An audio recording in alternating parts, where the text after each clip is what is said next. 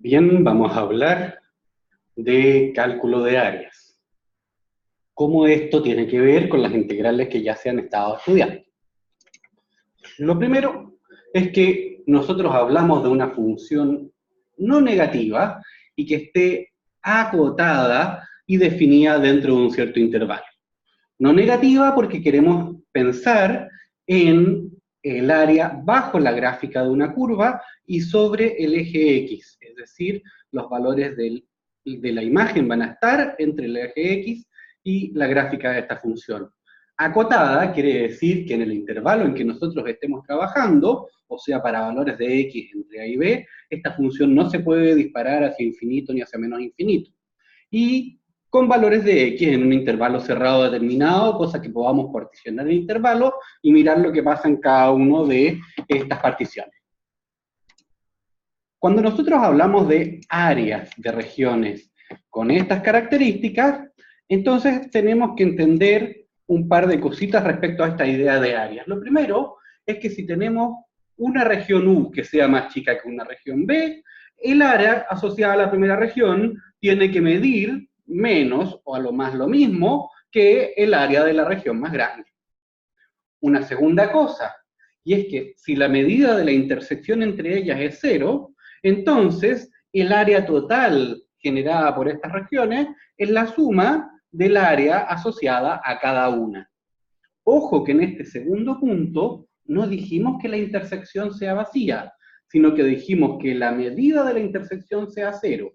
Esto lo vamos a visualizar después más claro en un ejemplo con el que vamos a mostrar esta situación. Por último, si la región corresponde a un rectángulo, entonces el área se tiene que poder medir como el largo por el ancho de dicho rectángulo. Cuando esto lo configuramos a partir de lo que queremos hacer, vamos a decir de partida que el área de esta región R la vamos a llamar por el área desde x igual a A hasta x igual b de la función. Entonces, las propiedades, que son propiedades generales de áreas de regiones, en este caso, se van a transformar en lo siguiente. La primera, cada vez que en un mismo intervalo de valores de x la función f sea más grande o igual que la función g, entonces el área encerrada bajo la curva f tiene que ser mayor o igual que el área encerrada por la función g. Segunda cosa, cuando nosotros tenemos el área de una función f entre a y b, esto se va a poder particionar como el área de dos funciones, como el área de a hasta c más el área desde c hasta b. Como estas dos funciones son nuevas, las llamamos funciones g, pero vienen a ser trozos de la misma función anterior. Una tercera idea es que si C es una constante para que esta figura genere un rectángulo, y nosotros queremos medir el área desde A hasta B, esto va a ser la base por la altura del rectángulo. La altura sería C y la base mediría B menos A. Así que tenemos el caso 1, el caso 2 y el caso 3. Ahora, vinculado a los procesos que uno estaba trabajando antes, ¿qué resultados tiene todo esto? Imaginemos que nosotros estamos trabajando en un intervalo AB, que lo particionamos por una partición P que va desde un X0 hasta un XN, ¿no?, en forma creciente. Entonces, por la segunda propiedad, el área total lo podemos medir como la suma de las áreas asociadas a cada uno de los intervalos de la partición. Por lo tanto, en notaciones más generales, el área total es un valor que va a ser menor o igual que el valor máximo de las imágenes del intervalo por el ancho del intervalo, y va a ser al mismo tiempo mayor o igual que el valor mínimo de las imágenes del intervalo por el ancho del intervalo. Y eso nos permite asegurar que el área va a estar entre cualquier suma inferior y cualquier suma superior, independiente de la partición que nosotros escojamos. O sea, con eso necesariamente podemos asegurar que el área está entre la integral inferior y la integral superior. Con esto llegamos a nuestro resultado fundamental. Cuando la función sea Riemann integrable, o sea, integrable bajo las características que define Riemann, la integral inferior y la integral superior van a tener que coincidir.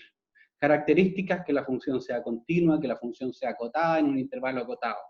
Y por lo tanto, si estos dos valores coinciden, necesariamente ese valor corresponde al valor del área. Y eso lo vamos a llamar la integral entre a y b de la función. Veamos todo esto cómo se traduce en un ejemplo concreto. Imaginemos que tenemos una función definida del intervalo 0 hasta 3, donde esta función entre 0 y 2 es la función x cuadrada más 1, pero entre 2 y 3 es la función 6 menos 2x. O sea, dicho de otra forma, esta es la gráfica de la función. Notemos que la función es positiva en el intervalo, notemos que es acotada, y el intervalo en el que estamos trabajando es un intervalo acotado, así que cumple con todas las condiciones fundamentales. Producto de la segunda propiedad, el área total la vamos a separar en dos partes.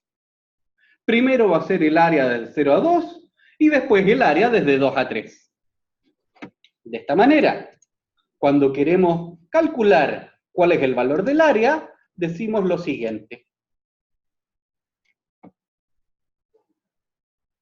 Tenemos que estos dos sectores son colindantes, vamos a calcular uno primero, el otro después, y lo hacemos de la siguiente forma.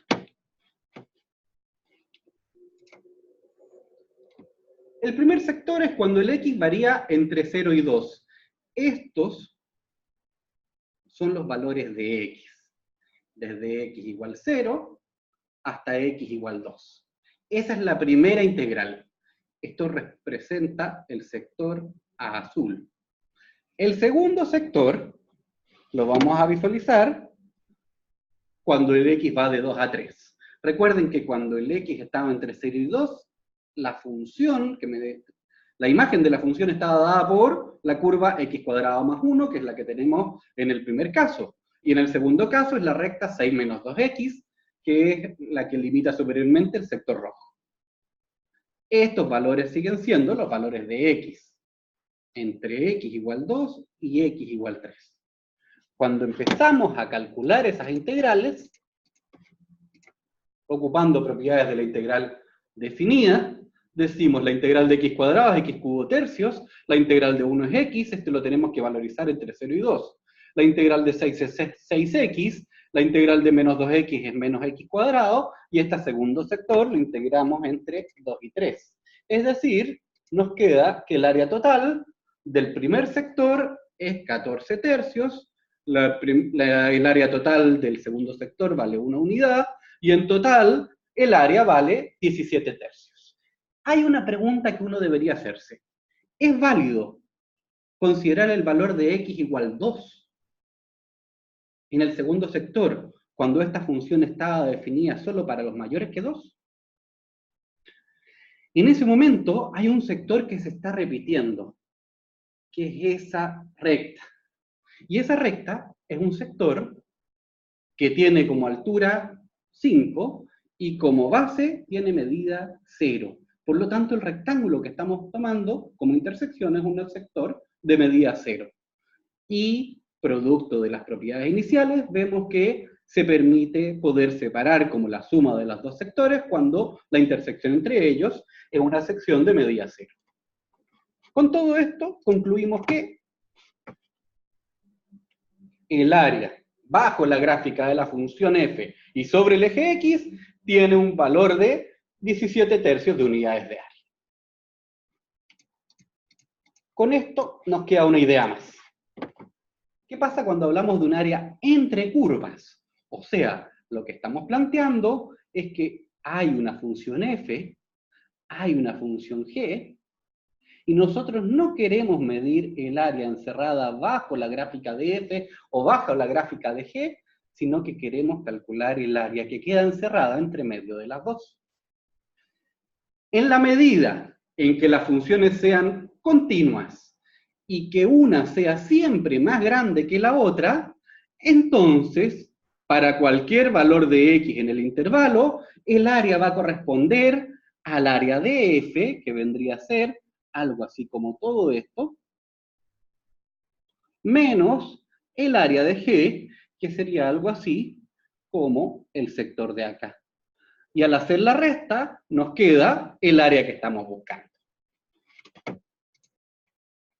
Por ejemplo, hallar el área de la región encerrada entre las curvas 10x menos x cuadrado y 3x menos 8, el área encerrada entre la parábola y cuadrado igual x y la recta igual 3x menos 10, el área encerrada por las curvas igual seno de x e igual coseno de x, y a su vez entre las rectas x igual 0 y x igual pi, el área encerrada entre las curvas 8y igual x cubo y 8y igual 2x cubo más x cuadrado menos 2x.